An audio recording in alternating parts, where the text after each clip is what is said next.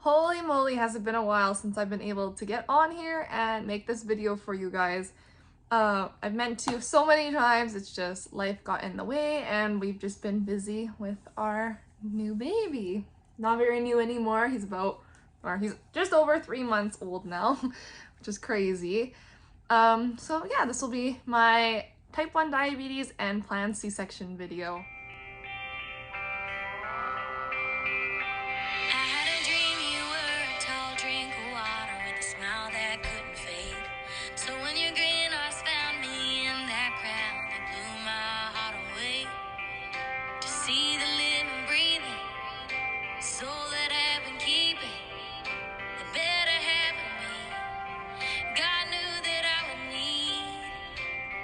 It's like I've already met you, already held you.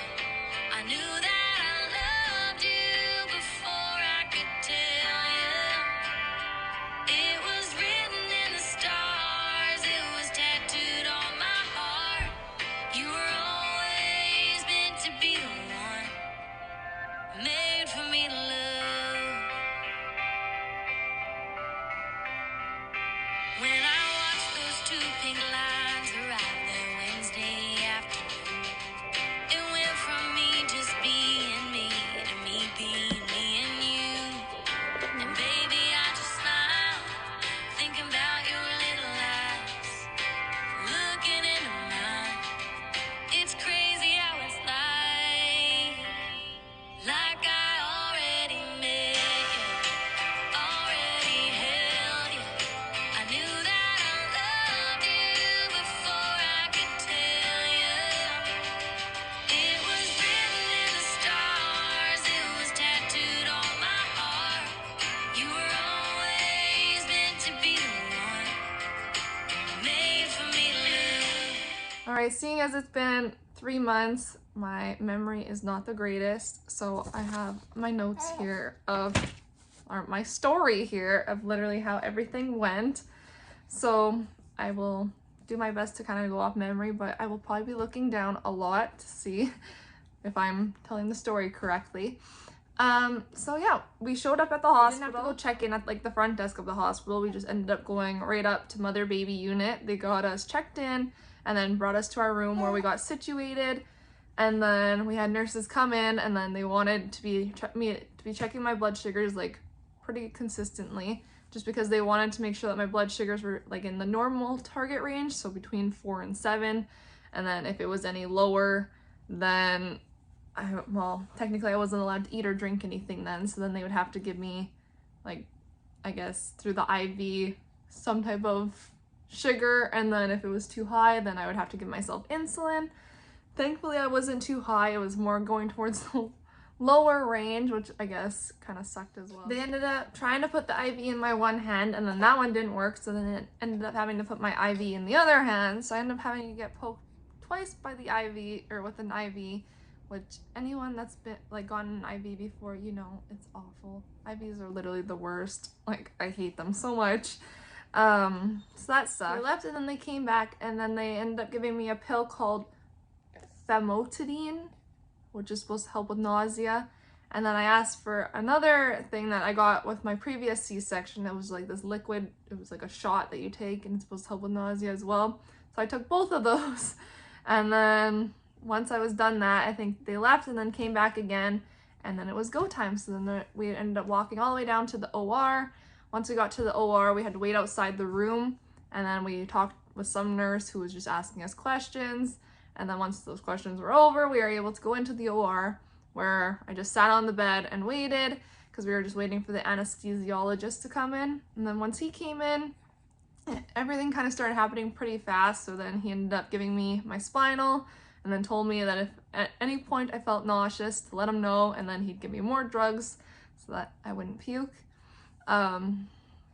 So yeah, once they did the spinal, I kind of just sat on the edge of the bed for about a minute, and then once that minute was over, they laid me down, and then I think shortly after I laid down, I felt nauseous, so then I told him, and then he gave me drugs, and like, I was pretty shocked. They kicked in like fairly quick, so that was nice. And then I got my spinal around like 12:56, And then at 1:23 was when baby Kason was born. During the C-section, I didn't really feel any pain. It was just the normal pulling and tugging that you feel during a C-section. The only pain I guess I did feel was because he was engaged in my pelvis already, so they had to kind of push him up and then pull him out. So when they pushed him up, my chest felt crazy heavy and full, and my eyes felt like they were probably about to pop out of my head, and I was like, I can't breathe. They're like, no, you're okay, just try and breathe, you're fine.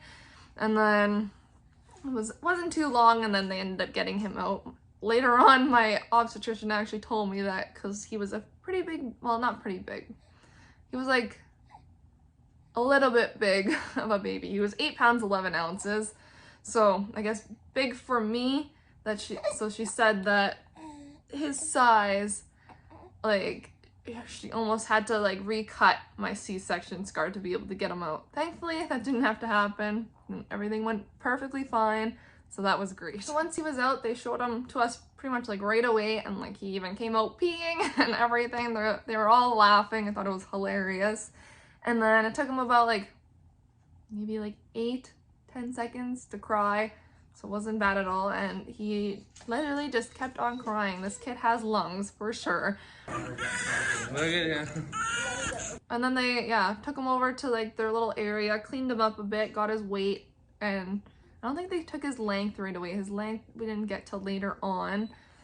And while they were stitching me up, or they started stitching me up while they were doing that, and then once they were done, they brought him over to me where we got to have him I guess do cheek to cheek, so he was on my shoulder, and which was actually really nice because I didn't get that with my last baby. We didn't get any of that. They took him out to recovery right away. I didn't get to see him, hold him for 2 hours after he was born, so that was awful. So this experience was 10 times better. I actually loved having this planned C-section. They took him and Brody to the nursery or recovery area, and then they were still stitching me up, and then had to move me from the one bed to my normal bed. And then once they did that, I was able to go into recovery with them, which wasn't too long after they already left and were in there. And then I got handed him right away. We got to do skin to skin, and then I asked if I could try breastfeeding, and then they said sure, and he took no problem, latched no problem. He was pro from the start. Yeah, we stayed in recovery for about an hour, and then we were good to go back over to our room. Once we got to our room, we were able to FaceTime Big Brother and Grandma back at home, so that was nice and exciting.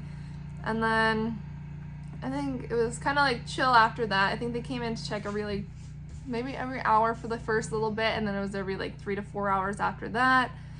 Normally they try and get you up and walking, I think 10 hours. Does that make sense? 10 hours after a C-section. For me, I stayed in bed, and then I tried getting up to walk around 8 p.m. that night.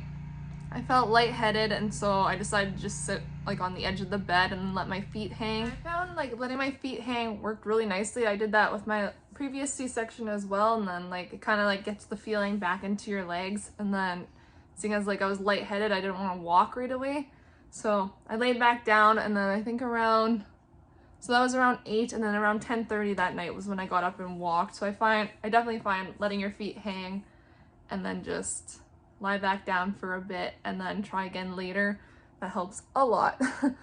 So Kason was eating about every 3 to 4 hours after he was born, which wasn't horrible. His blood sugars were checked within the first 12, for the first 12 hours, every 3 to 4 hours, and then they just wanted to make sure it didn't go under 2.6, and which his never did. I think the lowest he got was 2.8. Otherwise, it was in the 3s the whole time, which was really good. So then once I was back in the room, I made sure to change all my pump settings. My endocrinologist had a paper with all the settings that he wanted me to change them to written out, so then I just made sure to do that. I ended up having to change them even more though, because his settings were making me constantly have too many lows, because obviously we didn't know how my blood sugars were gonna be, and I was breastfeeding, so breastfeeding has like changes your blood sugars a lot. So yeah, that was fun. I had to constantly change them and like make adjustments, and good thing the hospital carries juice boxes and everything because I was constantly drinking those. So day one was pretty much having baby boy, adjusting to having a baby again, and then making sure my blood sugars didn't go too low, checking his blood sugars, making sure he was good, learning to breastfeed, and then making sure I could still get up and walk no problem, which we checked off all of those, so that was great. And then the next day was when I started to feel pain in the incision site. They started giving me Tylenol and ibuprofen, which I was taking every 3 hours. The nurse also came in to take my catheter out because with the C-section you get a catheter. Oh, the other pain I was feeling was due to breastfeeding, I guess, or not due to breastfeeding, but your uterus like contracts after you have a baby, which I never knew that. And then breastfeeding actually makes it a little bit worse because when you breastfeed, it helps it shrink down faster. So I was having uterus contractions, and those were terrible and painful. And I never knew that was a thing because I don't even remember having that with my firstborn. Another issue I ended up having that day as well, so this was just a terrible day, so I guess after they took the catheter out, I wasn't peeing often enough, and because I mean I was kind of lazy and tired, and getting up was still pretty difficult.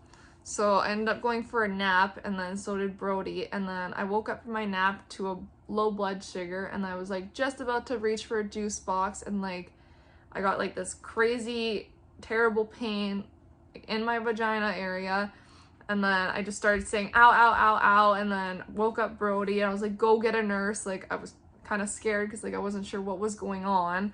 And then so he ran to the hallway, and of course anytime you actually need a nurse, there's no nurses around or they're all busy. So then he came back, he's like, I can't find one. I was like, go find a nurse. And then he ended up finding one. They came back in the room, and then she kind of like just checked me, and like she's like, no, like everything's fine. And like I was like, well, I'm in lots of pain. Like I was like in tears and crying because it hurt so bad. And then she's like, okay, well, like, when was the last time you went to the washroom? And I was like, well, before my nap sometime. And she's like, well, when you can get up, go to the washroom and then see if that helps. And then, so I ended up sitting up and then just letting my feet hang and like waited for the pain to kind of go away.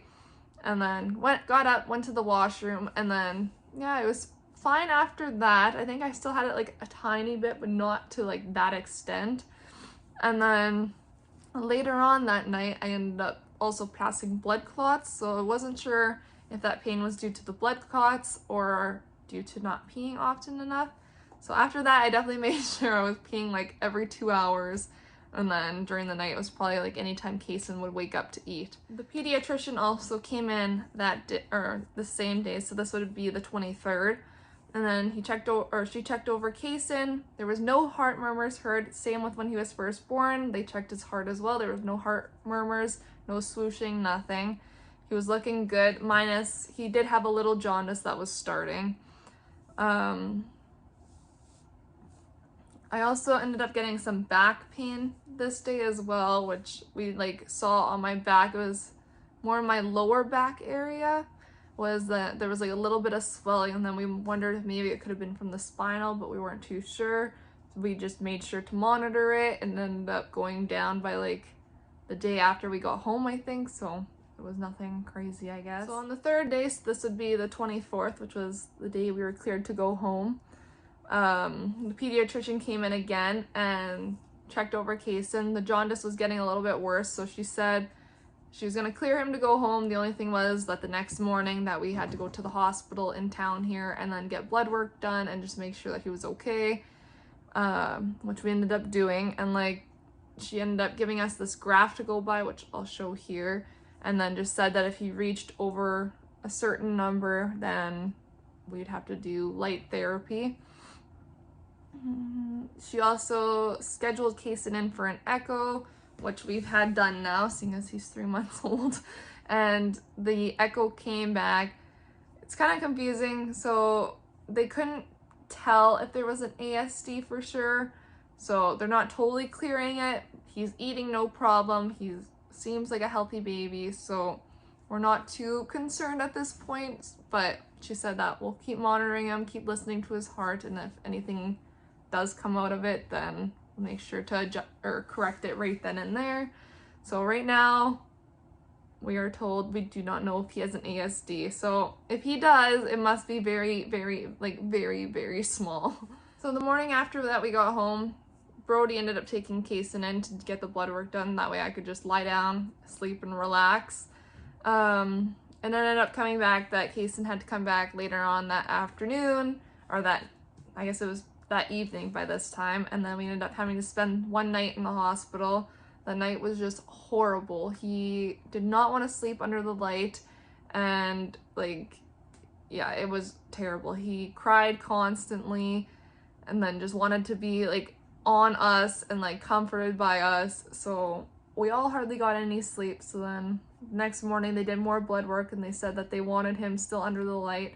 So we asked if we could just stay during the day and then go home at night and then come back during the day if we needed to, which I think we ended up having to do 1 night and 2 days under the light, which wasn't horrible, I guess, but if we would have been able to just do 1 full day, it probably would have been easier, but, or not easier, but would have been better because we would have been out of there quicker. But he was just not a fan of being under that light. So yeah, that's pretty much just like how our planned C-section went. There wasn't too crazy. It went pretty much as planned, which was nice. And I definitely prefer a planned C-section over an emergency any day. It was a lot more relaxed, and like Brody kept asking me going in. He's like, "Are you nervous?" Like I feel nervous. And I was like, "No, like I'm actually like pretty calm. Like I don't know, I was ready for that." Like I guess I had time to prepare myself. It wasn't like when we had Bryce, it was just horrible. That experience was just terrible. Yeah, I was happy that we were able to have him at 37 weeks and I didn't have to go to 40 weeks because by 37 weeks I was definitely already ready to just have him. So I feel for any of you women that have to go to 40 weeks. Alright, so these are just some random questions that I wrote out just in case anyone had. So, did I have to wear my pump throughout the whole procedure? I didn't have to, but I chose to. I wore my Omnipod on one arm and then my Freestyle Libre on the other arm.